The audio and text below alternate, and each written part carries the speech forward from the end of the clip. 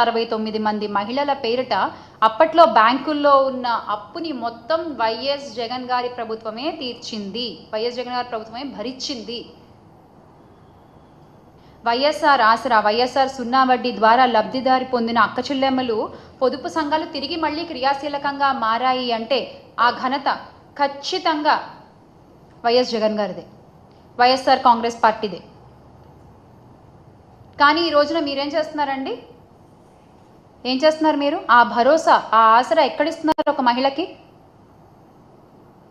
ఇప్పటి గౌరవ ఉప ముఖ్యమంత్రి కొణిదెల పవన్ కళ్యాణ్ గారు ఊగిపోయారు. ఆ రోజున మహిళల కోసం నేనుంటాను, మహిళలకు నాది బాధ్యత అంటూ తెగ ఊగిపోయారు. 33,000 మంది మహిళలు మిస్ అయ్యారు అంటూ అబద్ధ ప్రచారాలతో రాష్ట్ర ప్రజల్ని ఊపేశారు. ఇప్పుడు ఊరుకున్నారు. ఆయన ఎలా ఊగిపోయారో ఒకసారి మీరే చూడండి.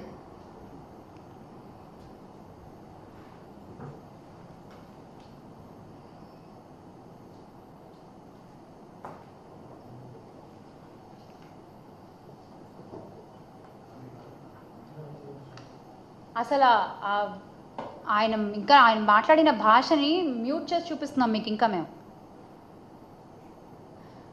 ఎన్నెన్ని మాటలు మాట్లాడారు, ఎన్నెన్ని అబద్ధాలు ప్రచారాలు చేశారు, ఎంత ఊగిపోయారు, ఎంత ఊపారు. ఈ రోజున కామ్గా ఊరుకున్నారు. ఇంత జరుగుతుంటే మీరు ఊగాల్సింది అప్పుడు కాదండి, ఇప్పుడు.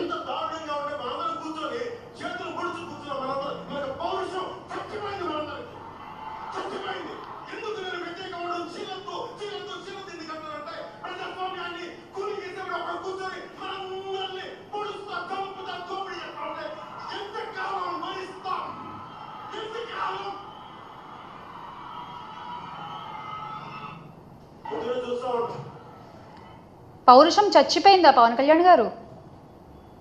ఇన్ని అఘాయిత్యాలు జరుగుతుంటే, ఇన్ని అనర్థాలు జరుగుతుంటే సేమ్ క్వశ్చన్, ఇంకెంతకాలం భరించాలి మేము కూడా? డ్వాక్రా మహిళలకు కూడా అన్యాయమే చేశారు చంద్రబాబు నాయుడు గారు.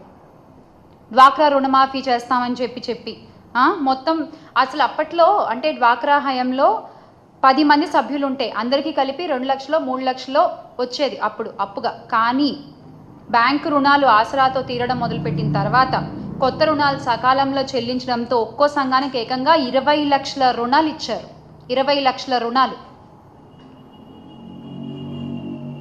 5 ఏళ్లలో ఏకంగా 17,34,074.94 కోట్ల బ్యాంకుల ద్వారా రుణాలుగా పొందారు. అన్ని కోట్లు బ్యాంకుల ద్వారా రుణాలుగా పొందారు డ్వాక్రా మహిళలు. ఎవరు నించున్నారండి డ్వాక్రా మహిళల కోసం కూడా? వైఎస్ఆర్ కాంగ్రెస్ పార్టీయే నించుంది. వైఎస్ఆర్ కాంగ్రెస్ పార్టీయే ముందుకొచ్చింది. కానీ మీరు ఈ రోజున చెప్పే మాటలన్నీ కూడా ఒట్టి మాటలు అన్నమాట. ఒట్టి మాటలు. 50 ఏళ్లకే పెన్షన్ అన్నారు, అది ఒట్టిదే. నిరుద్యోగ భృతి అన్నారు, అది ఒట్టిదే. పెన్షన్లలో కోత పెట్టి మరీ పెన్షన్లు ఇస్తున్నారు. అందులో కూడా మళ్ళీ ఒక మెలిక. ప్రతి మాటలో ప్రతి దాంట్లో ఏదో ఒక మెలిక ఉంటుంది. ఏది తిన్నగా చెప్పరు, ఇది ఇస్తాం, ఇది చేసాం అని ఒకటి చెప్పండి మీరు మీ గుండెల మీద చేసుకుని. మీరు చెప్పరు, మీరు చెప్పలేరు కూడా. తల్లికి వందనం మరో మోసం. ఇక దీపం గ్యాస్ సిలిండర్ అయితే 3 అన్నారు, అది 1 అన్నారు. ఆ 1 వస్తుందో రాదో కూడా తెలియదు ఇప్పుడు. అది ఇంకో పెద్ద మోసం. సూపర్ 6 అయితే ఉట్టి దగా. అసలు ఆడబిడ్డ నిధి దగా. ఇక ఉచిత బస్సు గురించి మాట్లాడుకోవాలి మనం ఇక్కడ. ఉచిత బస్సు గురించి అయితే మొన్న మా జగన్మోహన్ రెడ్డి గారు కూడా అన్నారు, మా పార్టీ అధినేత.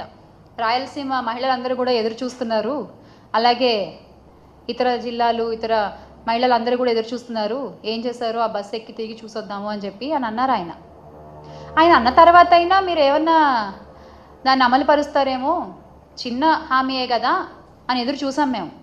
కానీ మీరు అనౌన్స్ చేసిన విధానం చూస్తే మాత్రం అద్భుతం. అసలు దాని గురించి మనం మాట్లాడుకుందాం. ఇది చూడండి, ముందు చంద్రబాబు నాయుడు గారు ఉచిత బస్సు గురించి మాట్లాడిన మాటలు చూద్దాం ఒకసారి.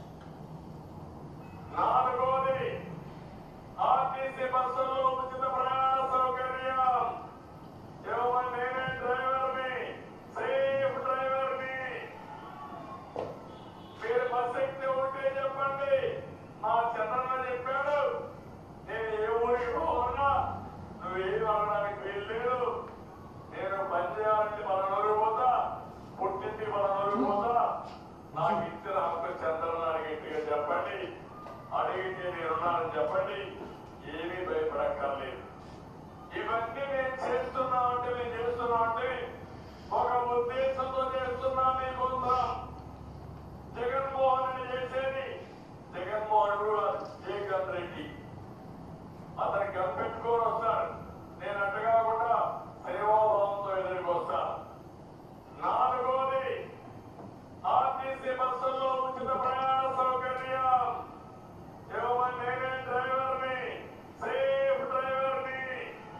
అది అది ఆయన మాట్లాడిన మాటలు.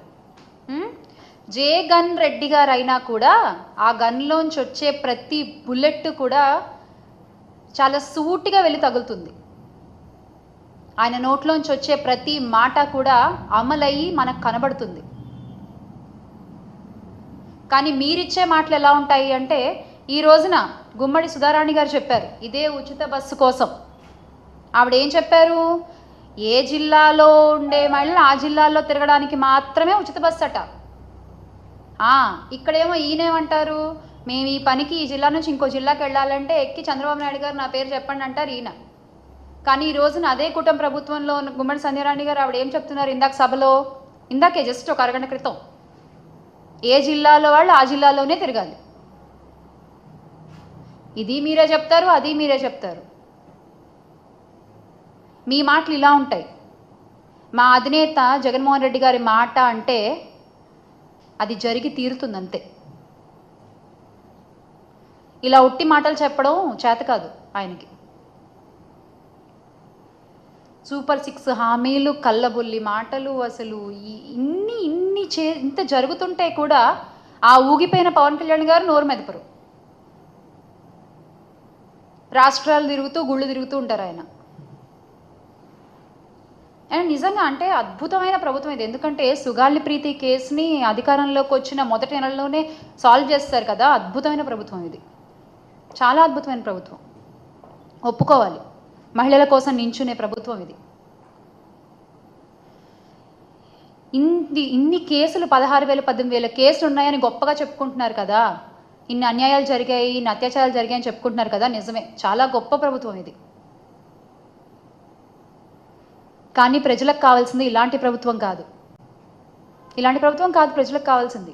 తప్పు జరిగితే వెంటనే ఏం జరిగిందో తెలుసుకుని నిందితుడికి శిక్ష పడేటువంటి ప్రభుత్వం కావాలి వాళ్ళకి.